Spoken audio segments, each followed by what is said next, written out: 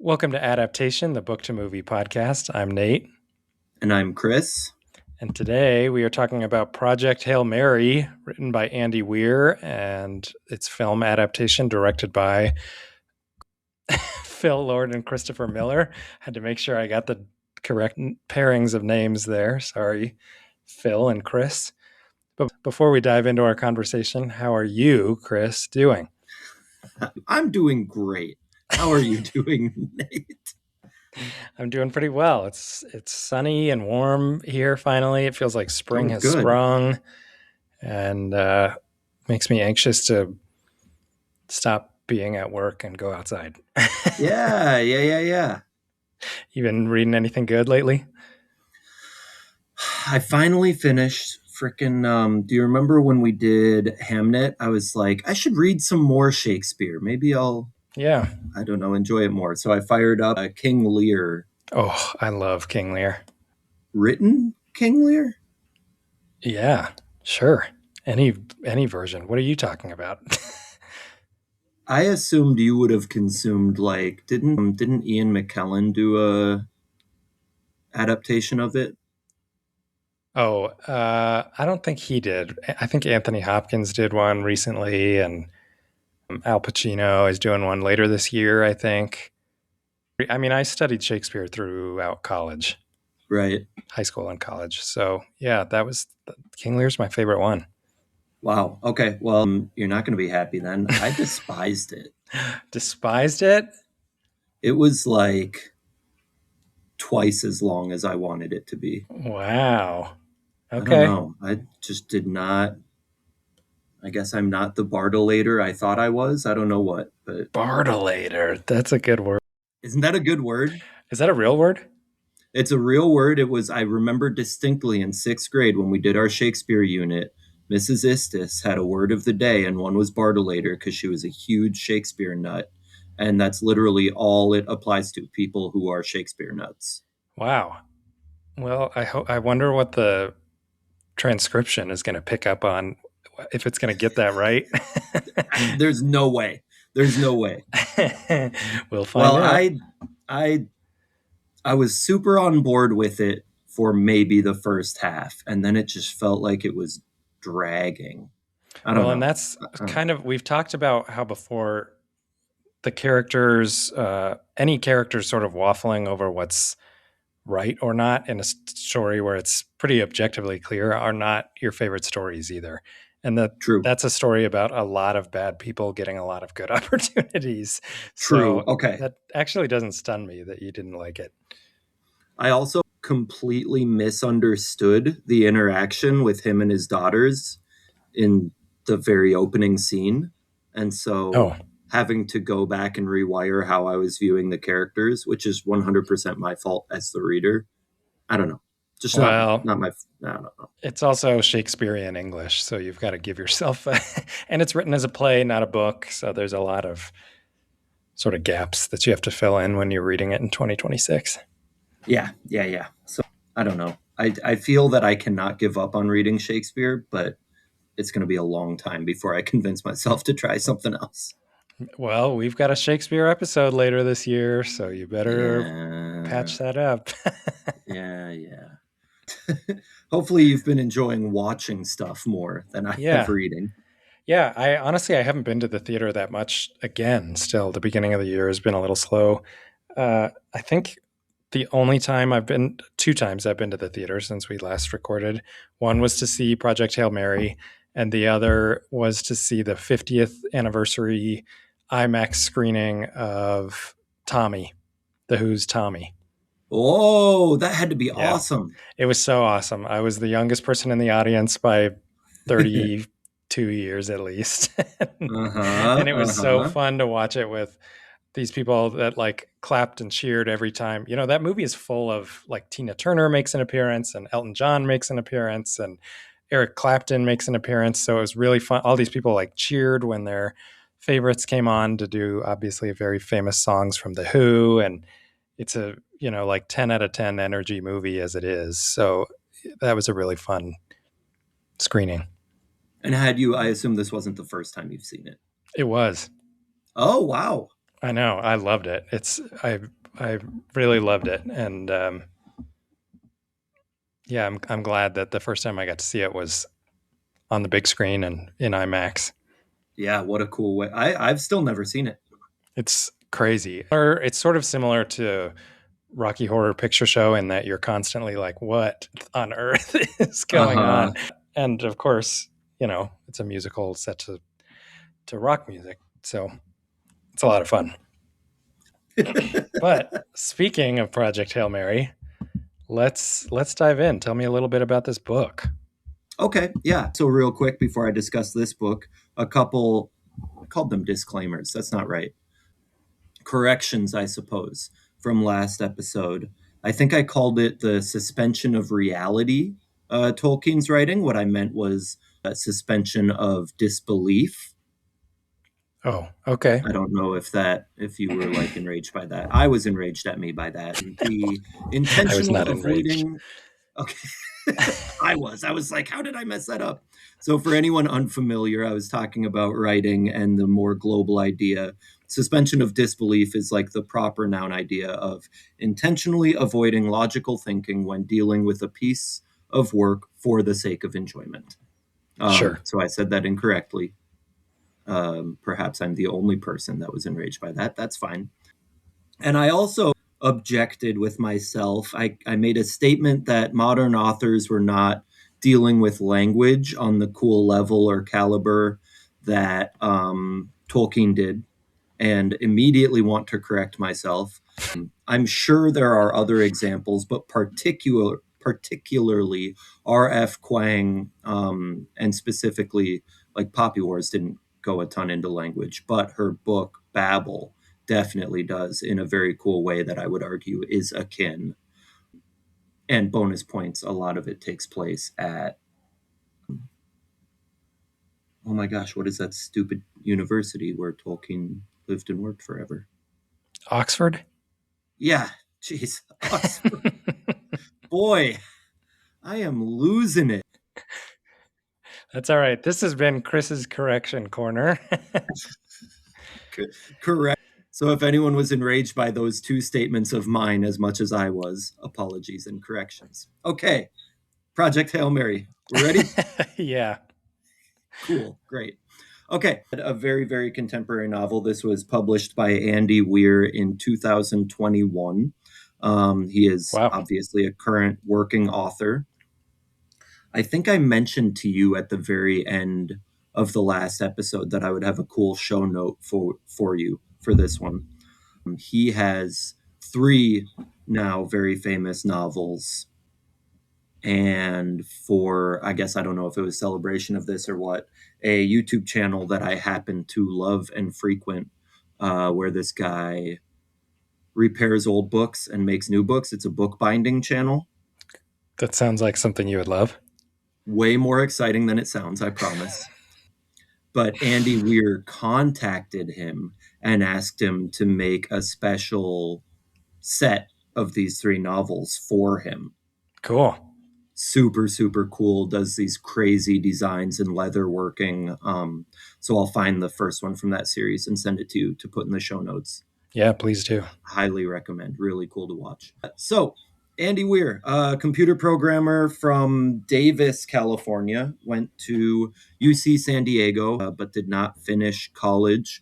From what I was reading, he began programming when he was like 15 professionally, worked at Blizzard for a brief time early on.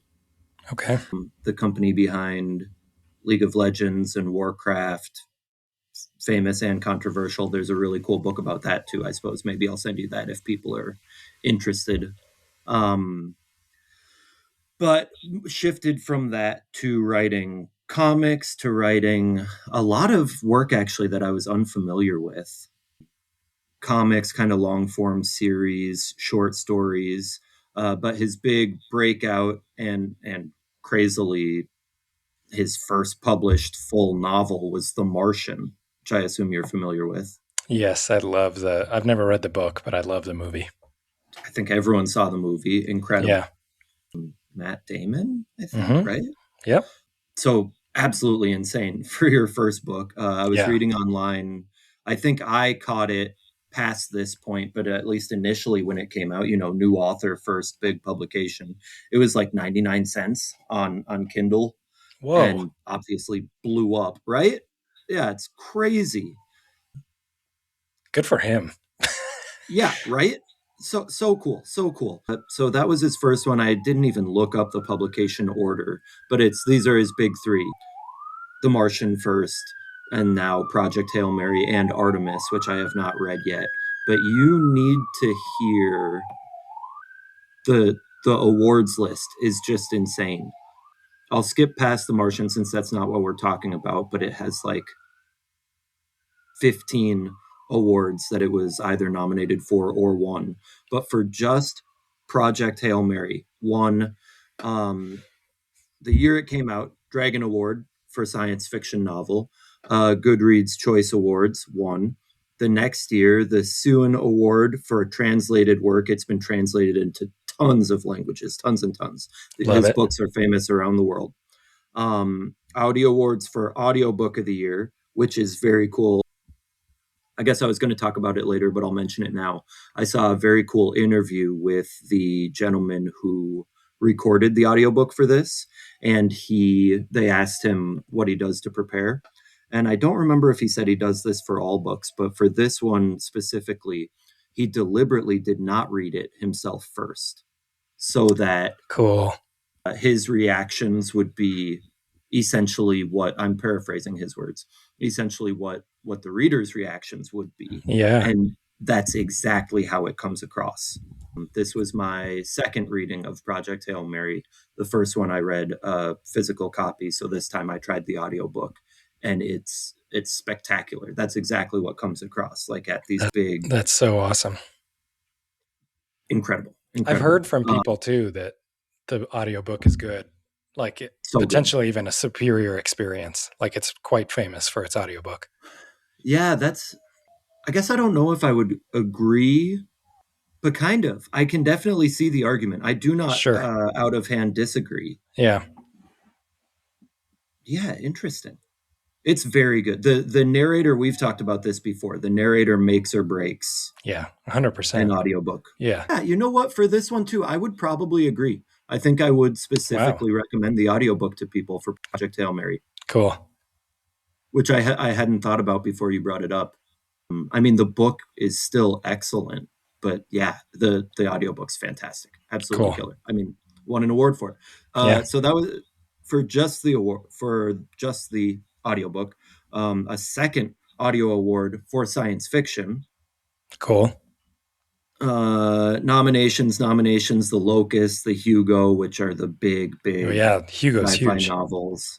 And then another sci-fi novel, the Geffen Award in 2023. I mean, just Racking them people loved in. it. Yeah. Yep, and clearly for good reason. The Goodreads, oh yeah, right here. 4.5 stars on Goodreads, which is crazy. Anything over 4 I immediately consider. And Yeah. that's out of 1.3 million ratings. That's unbelievable. That's an average too. So, Yep. geez. That means like 500,000 people at least gave it 5 stars. Like it's Yeah. crazy, Yeah. crazy numbers. And very much like The Martian, and he has stated that this is his intention, obviously, but these are whatever. His focus is making the scientific aspects very, very accurate, very specific, much like Handmade, a lot of her books as an actual doctor, she makes very, very Oh, right. accurate. That was part of it, right? Yeah. I think his father was a physicist. I think he was a professor at UC Davis, something like that. So very much familiar with it, but still also himself deliberately researching and being meticulous about that in his writing, which was what The Martian was big for, and of course what Project Hail Mary is big for. Kind of leaning into, I was thinking about how I would summarize that, preparing for this. And I would say this is sort of a shift we've seen, or I've seen. Perhaps it's been there all along and I'm just being exposed to the books now. But of the sci-fi genre, there is this focus now, a lot of popular books in it leaning on the science part of sci-fi. Right.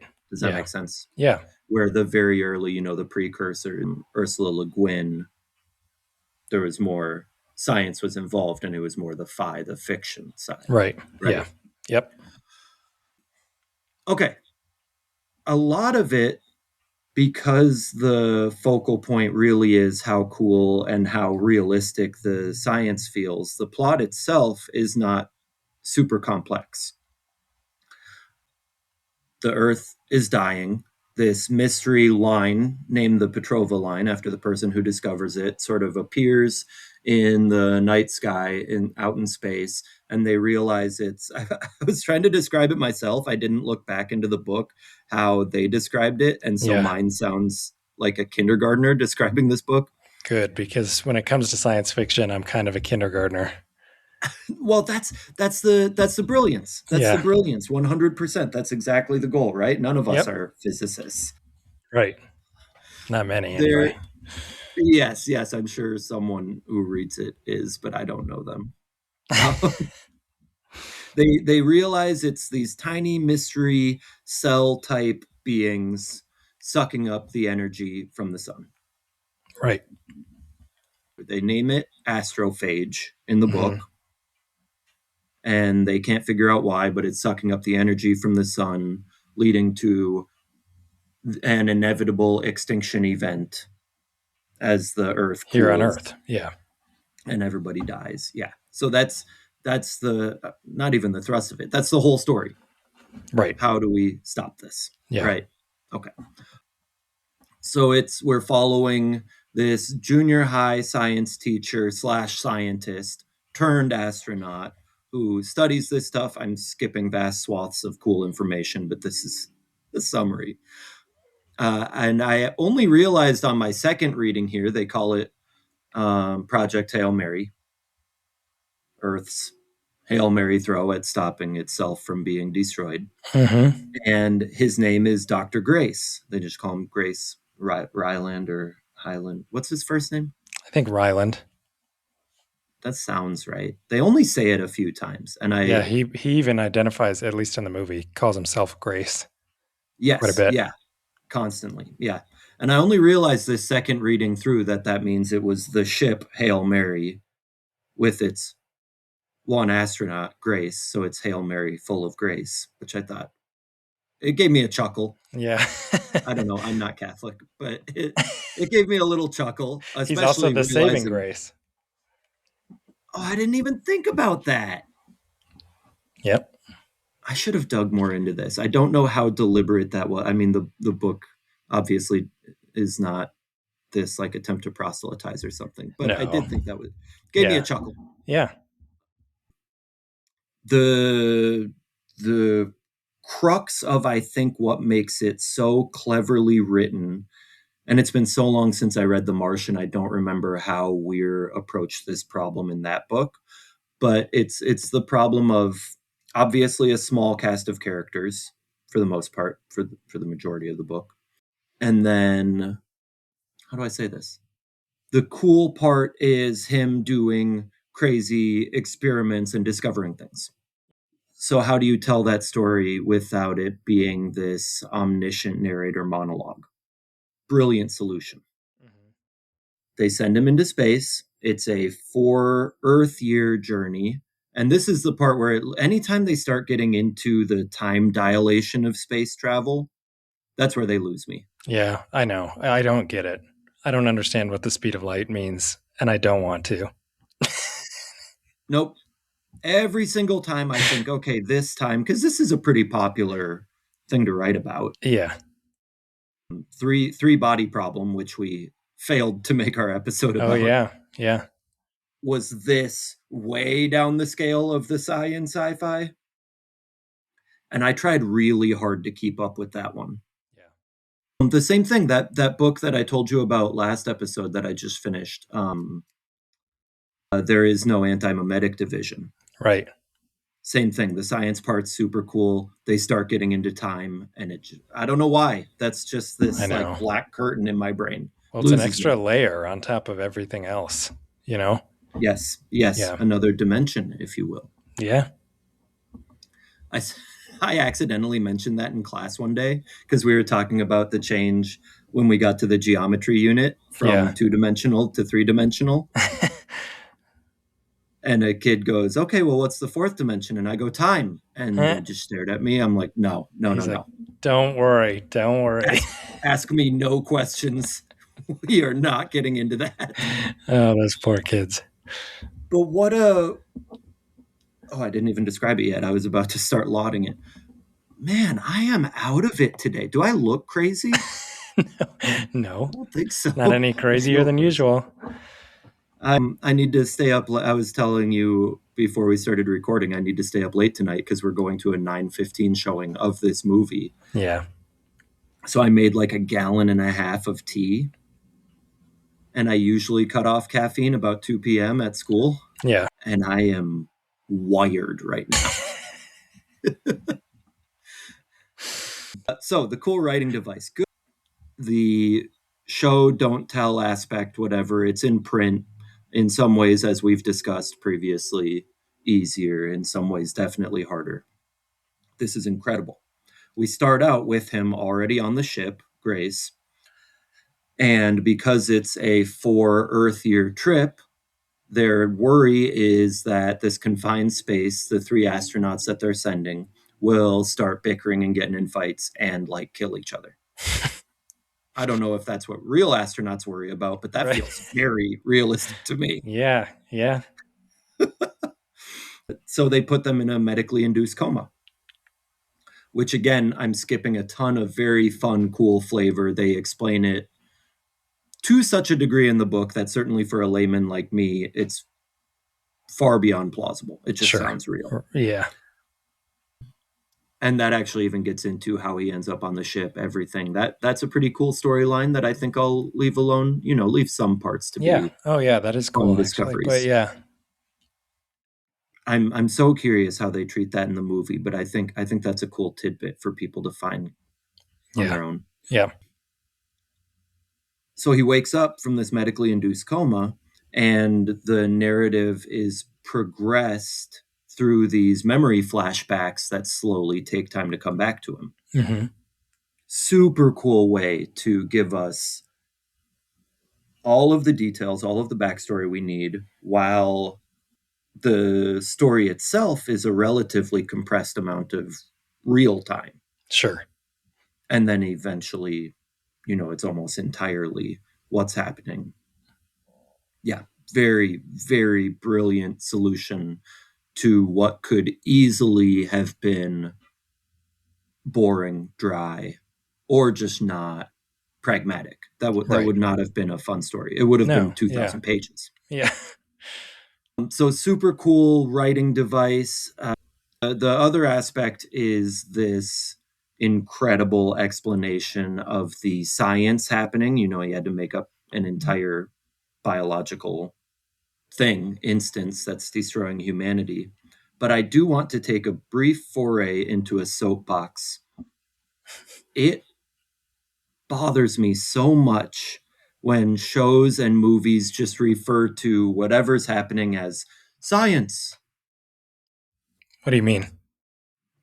I'm going to go do science now. I don't think I'm really picking up what you're putting down. What are there movies that say that? Did you ever watch Orphan Black? No. Okay, that's shocking. First of all, go watch it. Super cool show. Mm. This lady finds out she's part of this like secret government cloning program, and there are a bunch of her all over the place. Okay. And they're constantly saying this. No, we need the science. Oh, okay. No, we need to do the science first. Yeah, okay. No, we need the data. No, you need to go do the experiments. It rubs me the wrong way. Yeah. I was hoping that you would commiserate with me. Sure. I mean, I why. like specificity too. I wish I knew what you were talking about. So anyway, and they don't do it often in this one. Okay. Um, he Yeah. meets an alien Yeah. and names him Rocky. I'll leave the details. That part's super fun too. Yeah. But the other, obviously for me, doubly exciting, there's this really cool sequence where he figures out how to communicate with this alien that he Yeah. meets. Super cool. Kind of along the, this was also a huge sci-fi movie like 5 years ago. When Arrival. they show up. Yes. Yep. Yeah. Fantastic. We Yeah. dig into Great the movie. linguistics, figuring it out, determining Rocky doesn't have a mouth, so he produces notes and chords up to chords of like 5 notes at one time. Yeah. And Grace has to duct tape two computers together, one running the waveforms to track the notes, and then building his own dictionary to translate. Fantastic. Yeah. It was cool. Delightful. Yeah. And the combination of human science understanding. See, there I go. Now I'm doing it. Crap. Okay. Ah. Human understanding and knowledge compared to this other civilization, and the realizations that they help each other have, and the things they have to build to go through these experiments. Just so good. Fantastic. It Yeah. was every bit as exciting. And I think this is the true test of a book. I guess I would say movies probably similar.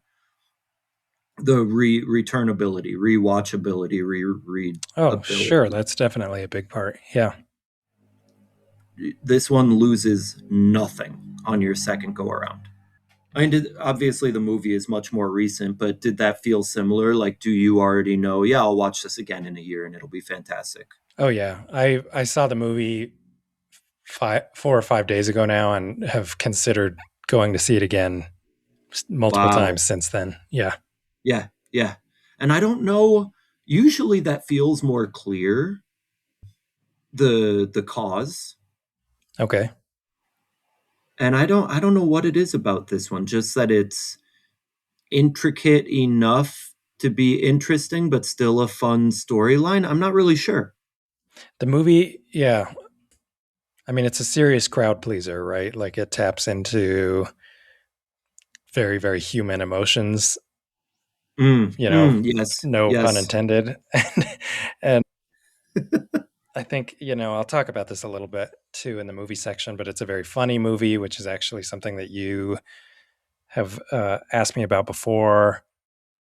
And it's visually dazzling. I'm kind of giving away my whole spiel here, but yeah, there's a lot I think that makes it returnable, Okay, rewatchable. okay.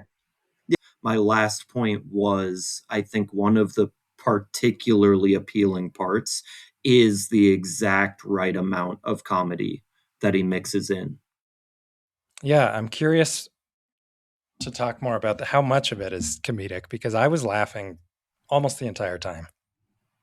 It really is woven in about that amount. I think what makes Grace such a relatable character, it's like, frankly, it's the opposite of a lot of the characters in these stories that we've discussed. You are 100% on his side. You 100% want him to succeed.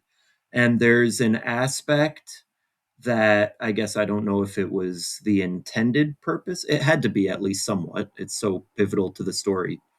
Not every single time, but many of the situations that have this kind of comedic relief valve, you at least a little bit pause, and they mention it explicitly a number of times. The crux of this story is Earth is going to die. All Right. humanity is going to go extinct. Why would you be joking at a time like this? Yeah. And you kind of have to pause and step back and say, no, no, we do this every day. Yeah. If we didn't, it would be unbearable. Right. Oh yeah, 100%. When he gets so excited, the translation part I think is done so brilliantly because he's not suddenly magically communicating no problem. He leaves Rocky's speech very stilted in the way that someone who has been speaking a new language for 10 days would. Right. And there's a hilarious part. Grace gets so excited at one of their breakthroughs that he tries to teach him a fist bump. And I assume they left that as is in the movie. Yeah. They must have, yeah, because that's a pretty signature joke in the movie too. It comes up a couple of times. Yeah.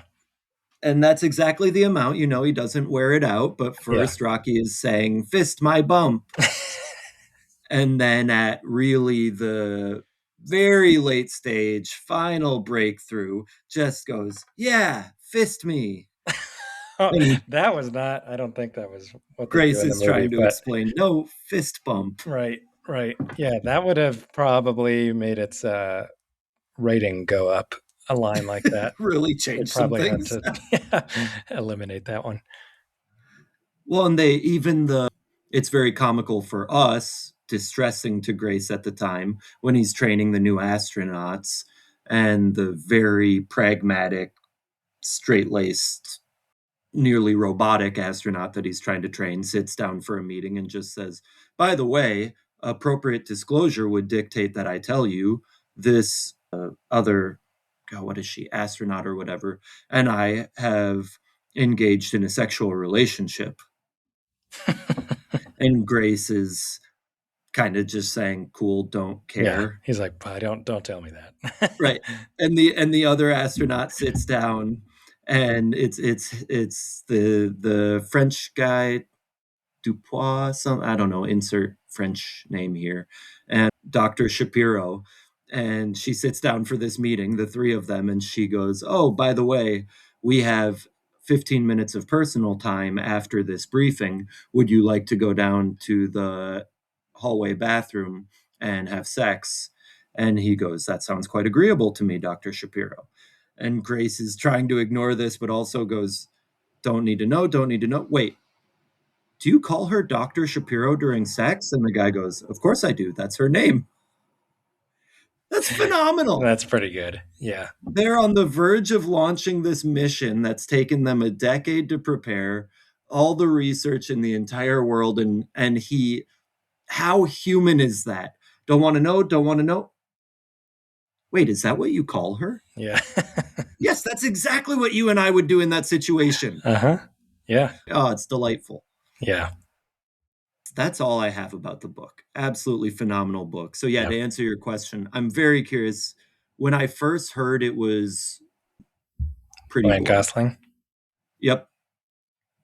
I questioned it, and that was before I had started my reread. And then now this time reading through it again, the core of the story obviously stays with you, but those little interactions, Yeah. And by chapter 3, I was just thinking, oh no, Ryan Gosling was the exact correct person. That's good. I'm glad to hear that. Just because I always like to include some of the writing as an example. I do have a good example of this that made me laugh out loud both times. Great, let's hear it. So the Iridians, Rocky, the alien species that Grace meets, obviously he has to explain all of these differences, which we will not get into, but are very cool and very well described in the book. And he's describing sleep to Rocky. Yeah. And the way he does it in the book, and I hope they kept it in the movie, he's like talking about, how could I describe this? And he says, "I can't imagine explaining sleep to someone who'd never heard of it. Hey, I'm going to fall unconscious and hallucinate for a while. By the way, I spend a third of my time doing this, and if I can't for a while, I go insane and eventually die. No need for concern." 100% accurate, 100% sounds insane. Yep, it does. And those are kind of sprinkled throughout. Well, this movie, the screenplay was written by Drew Goddard, who also, interestingly, adapted The Martian. So there's a lot of similarities, obviously in the structure, but really kind of just, how those movies came to the screen. They've got the same person interpreting them. And frankly, I think some people kind of maybe would call this like a ripoff or something like that of The Martian. And at that point, I would point them to the fact that they were both written by the same guy and be like, I don't know. It's kind of just like these guys shtick, and they do a really good job at it. Yeah. So um, I don't know, just kind of an interesting talking point that's been thrown around a little bit over the past couple of Ah. weeks because it is about a guy that goes to space solo, right, and has to science his way out of it. Yeah. Yeah. Yeah. Yeah. Yeah. Yeah. The movie's directed by Phil Lord and Christopher Miller. Like I said, they were mostly known for comedies as well. Particularly, they did the 21 Jump Street movies and the Lego movie, which was a pretty big hit, I don't know, 10 or 15 years ago. And they also produce the animated Spider-Verse movies. So they've really come to be known as people that are really inventive with their medium and able to net a pretty big audience because of how well they understand humor in particular, but I think more specifically the humanity in what makes things funny, I guess maybe is a Yeah. good way to put that. Yeah. So they did a really great job directing. Like you said, it stars Ryan Gosling as Dr. Grace and Sandra Hüller, a German actress, as the head of Project Hail Mary. This movie drops a lot of what I can only assume is sort of politicking in the book. We don't know a ton about who put together Project Hail Mary or any of the other staff members on it besides a handful of people that are going to go to space. Really, we just get everything from I need to look up the character's name because she doesn't play an American either. Strop. Something like that. Let me look it up real Yeah. time. Goodness gracious. I just finished reading this too. Ava Stratt, Stratt. Yeah. Yep. I don't know if she's supposed to be German, but European of some kind. And those are kind of, with the exception of Rocky, those are kind of the only two characters in the movie. So really interesting dynamic that they have set up there. This movie was made by Amazon MGM, and they began to procure the rights to the book in 2020 before it was even published because The Martian was such a huge success, both at the box office and it got lots and lots of awards nominations. And I think that's probably in the future for Project Hail Mary as well.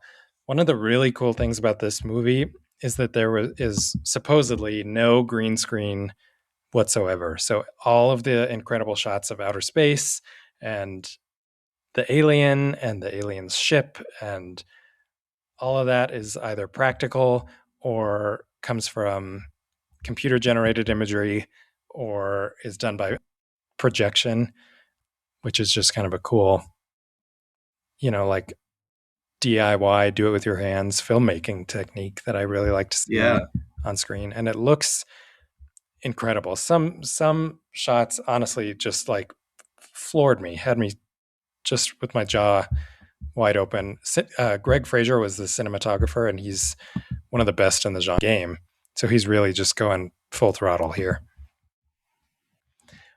Rocky is also all practical. It's a combination of puppeteering and animatronics, which is incredible in 2026 because so many of the major blockbuster movies we see now have this over reliance on computer generated imagery and animation. Mm-hmm.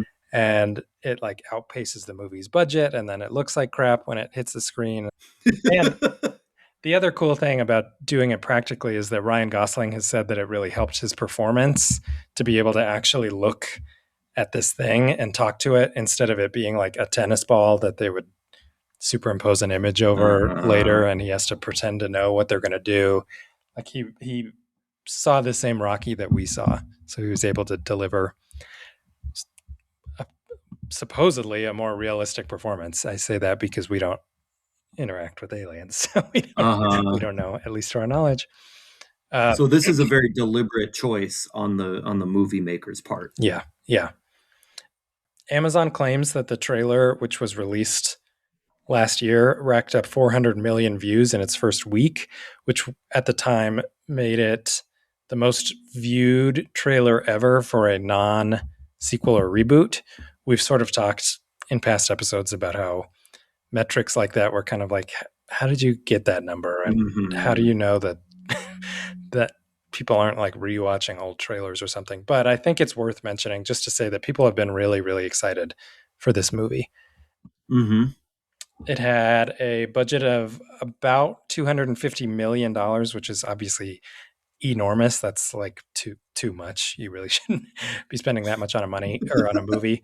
And about $50 million of that was tax credits and grants and things like that that sort of took away from that overall budget. So you'll see some misreporting around the budget and what it needs to make to break even. But 250, I want to be totally honest, that's like suicide. I don't know what on earth they were doing to give a movie a budget that size. It's projected to make between 63 and 65 million this weekend worldwide when it opens. We're recording this opening weekend. I got to see it a little bit early, and that's a pretty good opening, honestly, for really any movie this time of year, but especially a big budget one. I don't know that it will cross the threshold. It needs to make like $500,000 or $500 million, excuse me, to break even, and then let alone turn a profit. So we'll see. But Is that realistic at all? I mean, it depends how word of mouth is this weekend. You know, if people start going back over and over again, then we could get there. But Amazon has said that they measure success differently than most studios because, like, in their minds, this movie, regardless of how well it does in theaters, it's going to drive people to subscribe to Amazon Prime Video, where it will live presumably Ah, forever. Which there's some problems with that logic. It might not live there forever. Eventually, I mean, Amazon's got like money to throw away, so I don't really know why yeah. feel like this needs a closer look. But I also just think that we should be talking honestly about movies and why they're so expensive and what it takes to get one made and make it successful, because I think that would help a lot of people understand why some things don't get made, right? Because they Yeah. have a budget of $250 million, and that's just insane. Like, you just shouldn't spend that much money on a movie. Yep. All of that being said, reviews have been really, really positive for the most part. It has a 95% on Rotten Tomatoes and a 78 on Metacritic, which we talked about, you know, is the sort of better measurement for an actual quality of a movie. And I went to this screening. I walked really slowly out of the screening and out of the theater to my car because I wanted to hear what people around me were saying. And from what I picked up on, the movie is a little bit more comedic than the book, but for the most part follows it really, really accurately. So for those that have read the book and are wondering whether or not they should see the movie, it sounds to me, you know, we're recording this on opening day, so we'll see what social media says tomorrow. But it sounds to me Mm-hmm. like fans of the book would be pretty happy with the end result. Okay. So cool movie. I really, really loved it. Favorite of the year so far. Wow. Yeah, it's really great. I I'm really hadn't. excited for you to see it tonight. No, you. I cannot believe we didn't open discussing this. The Oscars just happened, Yes. and if I've learned anything from you, it's that timing around those things is pretty important and deliberate. Yeah. So is this like trying to get out and be the first good one for next year's Oscars? Did they get set behind and they intended it to be part of this most recent one? No, I think the first thing you said was correct. It's becoming more common for one big movie early in the year to be recognized at the Oscars later in the year. Sinners is a great example. Everything Everywhere All at Uh-huh. Once. Those were both movies that came out in the spring and got. I mean, Sinners is the most nominated movie in the history of the Academy. So Mm-hmm. it's becoming a big thing. I think that's very much what they're shooting for here. They want this to be the Okay. big movie, and just having seen the movie, I can say that it's like a marvel of craftsmanship as well. Like I said, the cinematography. If it doesn't get nominated for cinematography, I'll be stunned if there's five better movies.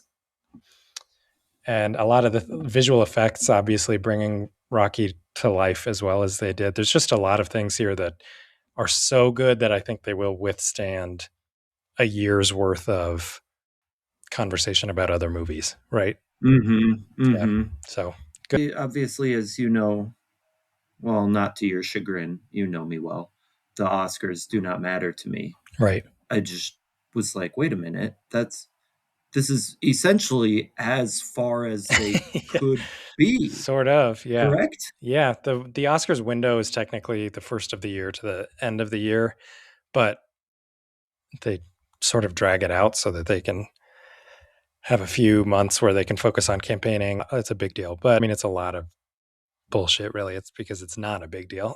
Uh-huh. Uh-huh. But yeah, I do think that they're very much going for that. They want this to be like the first movie of the year that signals, just like Sinners did last year when everybody was like, you got to see Sinners. They want everybody to Yeah. think of Project Hail Mary when they think of 2026. Right? Yeah, 26 Yep. in There we cinema. go. Ah, okay. Yeah, that's fascinating. Yeah. Yeah, it's very one of the reasons I love this award stuff is because it's also intriguey and political and sort of manipulative and like it's a Uh-huh. big game and it goes all year every year. Uh-huh. Yeah, there's a lot going. I was shocked. Maybe because you're my friend. You know what? Even if you were not the massive cinephile in my life as you are, Sinners was awesome and Yeah. super fun to see. Yeah. I had a lot of students who had not seen it until it won all these Oscars, and then they were like, "Okay, is it worth it? Should I go see it?" I'm like, "Are you kidding me? Have you been under a rock for the last year?"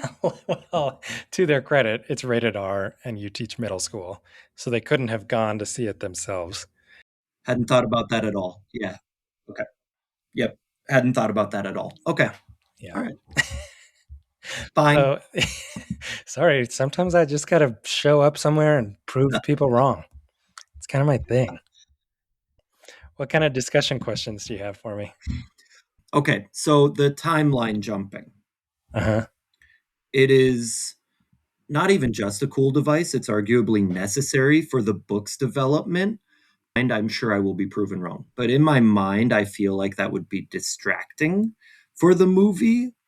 How do they deal with that? Is it like the whole, oh, hairstyle's different, time has passed? Or is it like just abundantly clear because of setting and the people? What is that like for the movie? Yeah, I would say it's pretty clear because of setting and the people, right? You're either on a spaceship or an aircraft carrier in neutral waters so that Uh-huh. everybody can legally do whatever they need to. It's I think it's supposed to play like he's having these flashbacks, he's remembering things after being in a coma for the majority of 4 years. He's got some like amnesia going on. Mm-hmm. And I say I think because that is sort of one of the underdeveloped parts of the script is that to me it doesn't it's not necessarily clear that it's him having a flashback so much as the audience also has to learn what happened and what led to him being in space. Uh-huh. But I don't know how important it is that we know it's a flashback either. But there is some skipping back and forth, but it's pretty clear what I mean it's crystal clear what time period you're in when you're watching any given scene. So I didn't find it distracting at all. Huh. See, it's super clear. All of those details are like exact in the book, you know. He wakes up, can't figure out why. To get into the controls, the computer keeps asking him what his name is, and he doesn't know what his own name Oh, is right. until. Is that the same? Yeah, I think so. At the very, very beginning. Yep. Why can't I remember the very, very beginning? I couldn't tell you because it's a really Okay. long movie, too, is the other thing I'll say. So they pack a lot in there. But yeah, I mean, that's a structure that has been used a lot in film, the sort of revealing the past as you move through the present or the future. Mm-hmm. So Mm-hmm. it felt pretty natural to me, honestly. Okay. Okay. Yeah, that was one of my I guess not worries. I feel like I knew I would probably see the movie, but usually in a movie, I find it distracting. Interesting. Yeah, I wonder if that's just a personal taste thing. Yeah, yeah, yeah, yeah. You know? Okay. Okay. I was curious how Rocky is described physically in the book because I really love how he looks in the movie. Yeah. So he's described in very significant detail. We get spider looking dude, which Grace literally tells him, "We have spiders on Earth and you look like that." Rocky, rock. I don't have a different way to say it as an adjective. A rocky carapace, Yeah. hence the name Rocky. His sort of breathing gills apparatus are described as very akin to a car radiator. Sure. And then the whole eating scene is described in great That detail. is maybe the funniest scene. I think the people next to me must have been so annoyed. I was laughing for like 5 minutes. I couldn't get over the eating scene. It is so funny. Again, the humor part where Rocky has been this such straightforward speaking Yeah. in very recently newly acquired or I guess he keeps speaking his own language. But the don't watch is gross. No, no, no. I want to see. I want to watch. Yep, that was gross. Mm-hmm. Just that's exactly how I would react. Yeah. Something's he also includes the very specific scientific term, which I've obviously never seen anywhere else, for an organism that only has one orifice. Maybe that's what mono orifice? Maybe that is exactly what he said. I wish I had written it down. And just the fact that that term exists is upsetting. Yeah, but you love words that have weird backgrounds and stuff like that.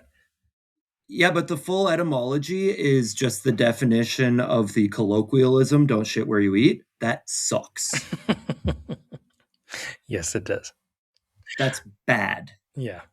Well, I'm excited for you to see Rocky in that case because it sounds, based on what you're describing, it sounds pretty accurate to the book. I just love it. I think it's so hard.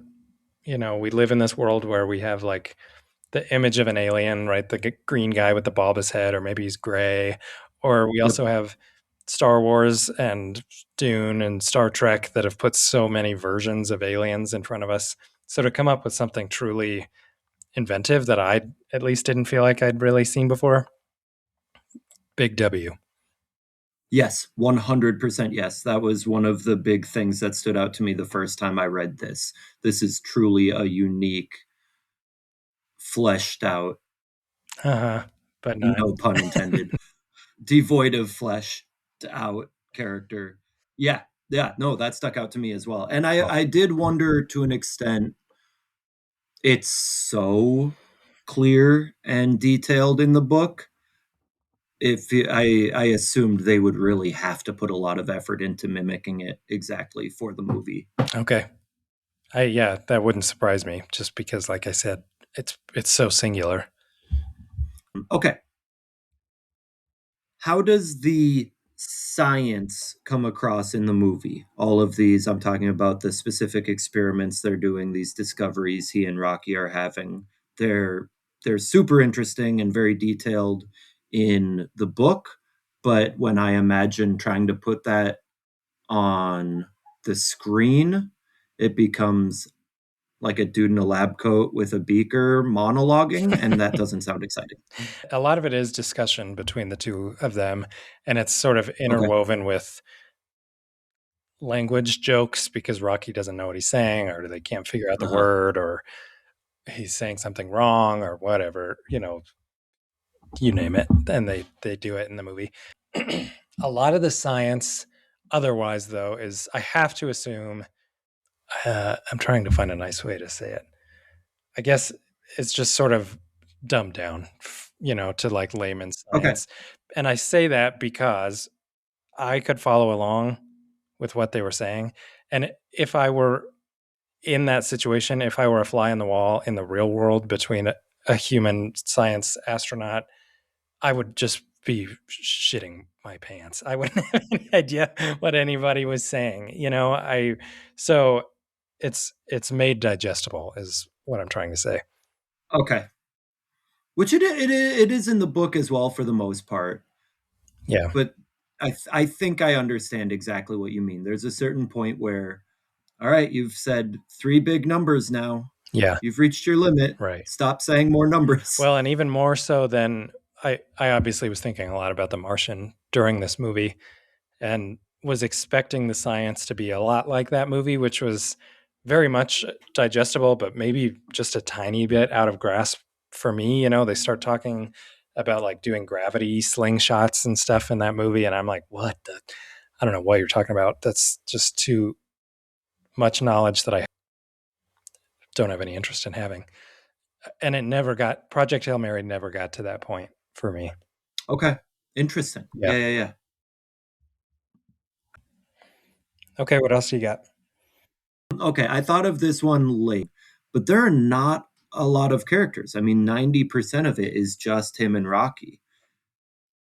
Is that just what they do? Does it feel weird? Because even for, what did you call it when it's tiny, like an ensemble cast, like not a lot of characters? No, an ensemble cast has a lot. I don't know if there is a Oh, term for an anti-ensemble. okay. Well, if there is a term, this is it in my, I mean, it's basically the two of them. Yeah. Yeah. And one's an alien. So is the movie just like 90% Ryan Gosling and that's it? It's a lot of Ryan Gosling, yeah. I mean, like wall to wall. But Okay. that's not too weird for movies. If you think about it, something like Castaway or the movie Send Help that I saw a couple weeks ago is another one where they're stranded on a beach. It's a pretty common thing in movies. Okay. It's just a storytelling device. Okay. It felt strange to me when I tried to picture it on the screen. And it doesn't feel strange at all in the book, but you spend a lot of the book in his head.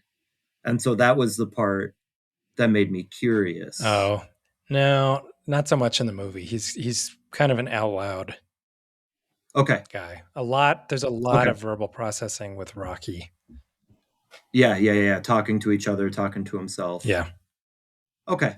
And Rocky, even in the book, he does even comment on it at one point. Like, who are you saying that to? And he goes, I'm talking to myself. Oh, funny.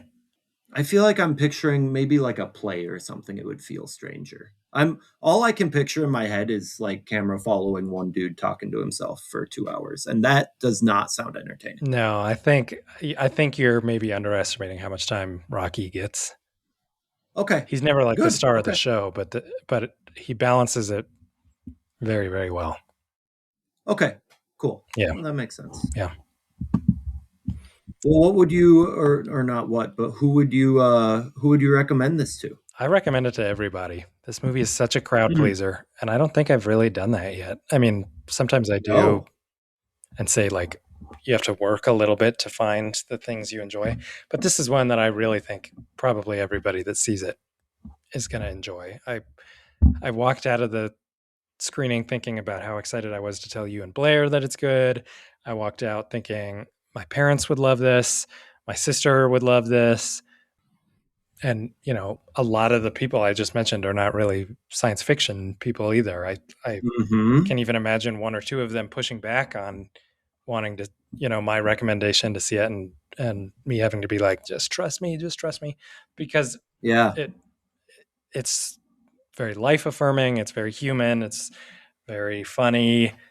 Like I said, the science makes sense and it doesn't get into any muckiness. So I don't have anybody that I wouldn't recommend this to. Wow. Yeah. It's a good one. Yeah, I would have asked that even the sci-fi aspect. Yeah. No, I like it. I think it's perfectly digestible. Okay. No, that is high praise from you. How about you? Honestly, I would say basically the same. I think it sounds like maybe the book leans a little bit heavier, but certainly still a digestible amount. I called it a compromise between believable and accessibility. Yeah. I do, because it's kind of a shift that I've seen in the genre. I just gave a few recommendations. If you do like this, and maybe you're thinking maybe this is a genre I could be into more than I previously thought. Like I said, Three Body Problem also leans heavy on the sci part of sci-fi. The Blake Crouch books are very cool. I don't think we've talked about that. Do you know if they're making any of those into adaptations? I don't Dark even know what Matter that or is. Recursion? Oh, Okay, all right. I'll check online. yeah, I don't know. Very much along the same vein. One of them's kind of Schrodinger's cat on steroids. The very much the same vein, making what I'm sure is not genuinely plausible science at least seem plausible and digestible enough to be entertaining. Yeah, totally. And then if you truly find that this is a genre you didn't realize was your deal, Left Hand of Darkness is an example of Ursula Le Guin, really the forerunner of why we have this cool genre. Besides Isaac Asimov, of course, but I just highly recommend that. Left Hand of Darkness. Go read it, especially if you enjoy Project Hail Mary. Really cool side quest Cool. vein to go down. How'd you rate the movie? Or the Big book? 5 stars. The book, I guess. 5 Big stars? 5 stars. Sweet. Yeah, I haven't rated the movie yet. Let me check. Let me confirm. Okay, so my first reading, I gave it 4. But especially this time around, maybe it was what you were saying, and the audiobook is more entertaining truly in its own right. But I can see it was just so delightful to return to this text. And I could see, like I said, I haven't read Artemis yet. Maybe I'll get to that in a year and go on a little Andy Weir tear. I haven't returned to The Martian in a while, Yeah. so maybe that'd be worthwhile. I could absolutely see rereading this. There's not the same aha moments like we Sure. talked about with Yeah. Lord of the Rings. It's more just so delightful to read. Yeah. Yeah. Yeah. I don't know. Big 5 star, no question. Yeah. Cool. I'm in a pretty similar boat. When I left the theater, I gave it 4 stars, but the more and more I think about it, I might bump it up. I think I'm going to bump it up to a 4.5 on Letterboxd. Wow. Like I said, really visually stunning. Ryan Gosling is amazing. The score was fantastic. I don't understand. Some people are saying that the score is not good. I don't know. I'm having a hard time wrapping my brain around some of the criticisms against this movie because I thought it was just really magical. But I will admit that there are some issues. I don't think it's perfect. I hate the ending. I hate the ending.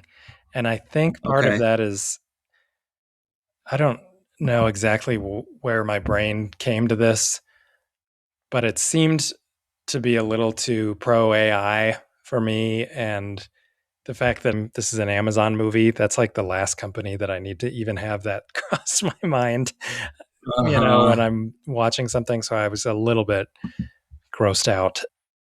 Interesting. And sometimes I feel that, and I'm trying to avoid spoilers here, so maybe I'll tell you when we hang up here. But the other thing that I thought was sort of a flaw of the movie was that sometimes the humor, there was so much humor that I think sometimes it would undercut some of those more emotional moments.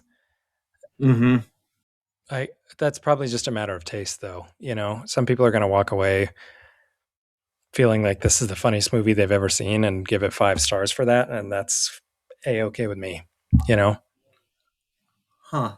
But I mean, it should not be a comedy. Yeah, Ryan Gosling cries a few times in the movie, and he's only got tears on his face for about 3 or 4 seconds before he hits you with a joke and they cut to the next scene. And I'm kind of like, Yeah. this is a big deal. Like the well-being of everyone on Earth depends on him. And, I would have liked to have seen a little bit more of that. But like I said, it's almost, I love the movie so much that my gripes about it are almost not even worth whining about. Okay. Yeah. I really, really enjoyed it. Curious now. Yeah. Okay. Yeah. Cool. I'm excited. You'll have to text me after you see it. Obviously. Yeah. Good.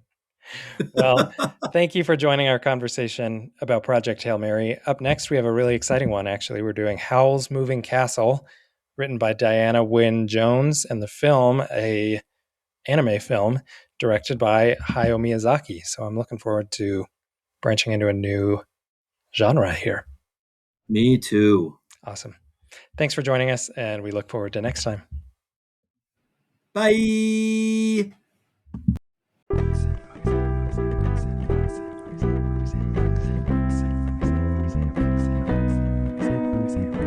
That's the show for today. Thanks for tuning in.